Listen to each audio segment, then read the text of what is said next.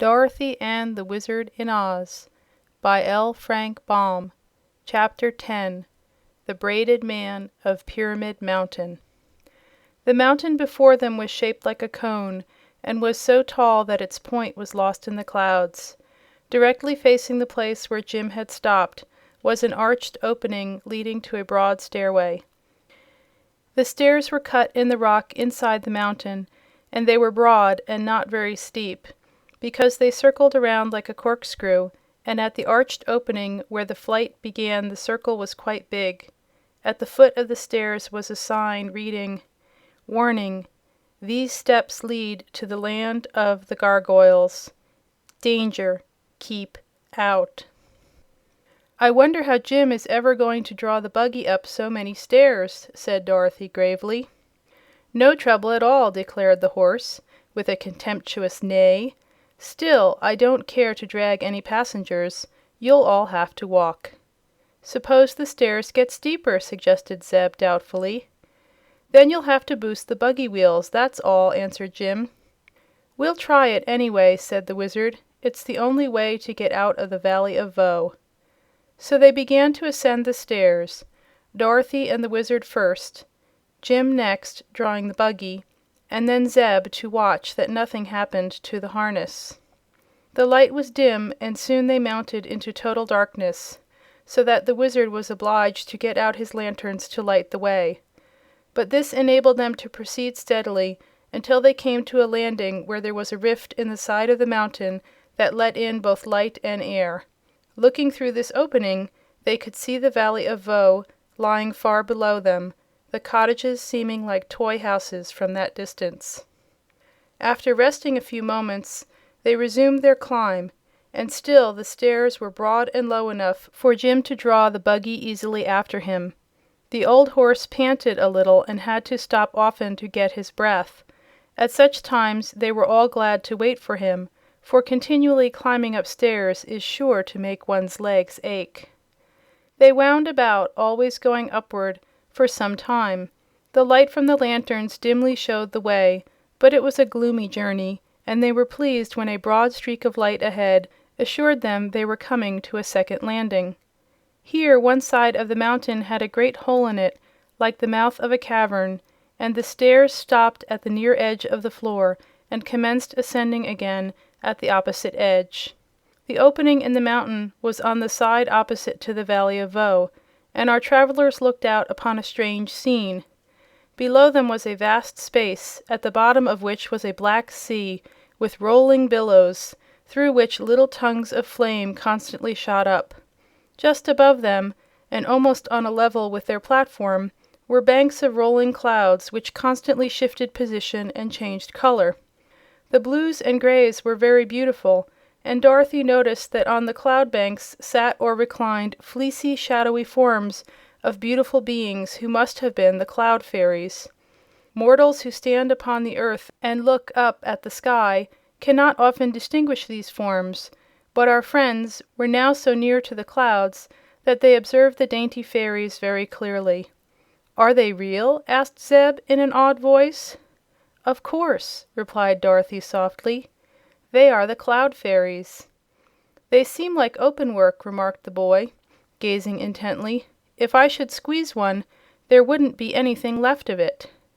In the open space between the clouds and the black bubbling sea far beneath could be seen an occasional strange bird, winging its way swiftly through the air. These birds were of enormous size, and reminded Zeb of the rocs he had read about in the Arabian Nights. They had fierce eyes and sharp talons and beaks, and the children hoped none of them would venture into the cavern. "Well, I declare!" suddenly exclaimed the little Wizard. "What in the world is this?" They turned around and found a man standing on the floor in the center of the cave, who bowed very politely when he saw he had attracted their attention.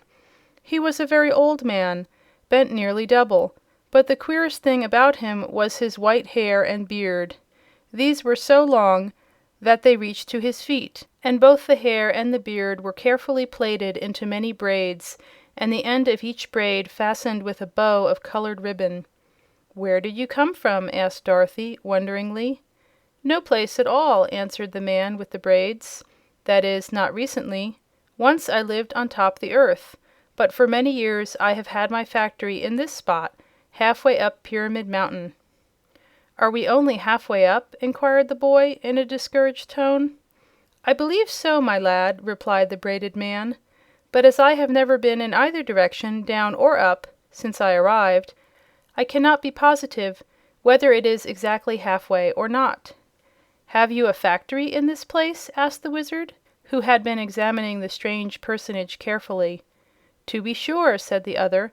"I am a great inventor, you must know, and I manufacture my products in this lonely spot." "What are your products?" inquired the Wizard. "Well, I make assorted flutters for flags and bunting, and a superior grade of rustles for ladies' silk gowns." "I thought so," said the Wizard with a sigh. "May we examine some of these articles?" "Yes, indeed. Come into my shop, please." And the braided man turned and led the way into a smaller cave where he evidently lived. Here, on a broad shelf, were several cardboard boxes of various sizes, each tied with cotton cord. "This," said the man, taking up a box and handling it gently, "contains 12 dozen rustles, enough to last any lady a year. Will you buy it, my dear?" he asked, addressing Dorothy. "My gown isn't silk," she said, smiling. "Never mind. When you open the box the rustles will escape whether you are wearing a silk dress or not," said the man seriously. Then he picked up another box. "In this," he continued, "are many assorted flutters.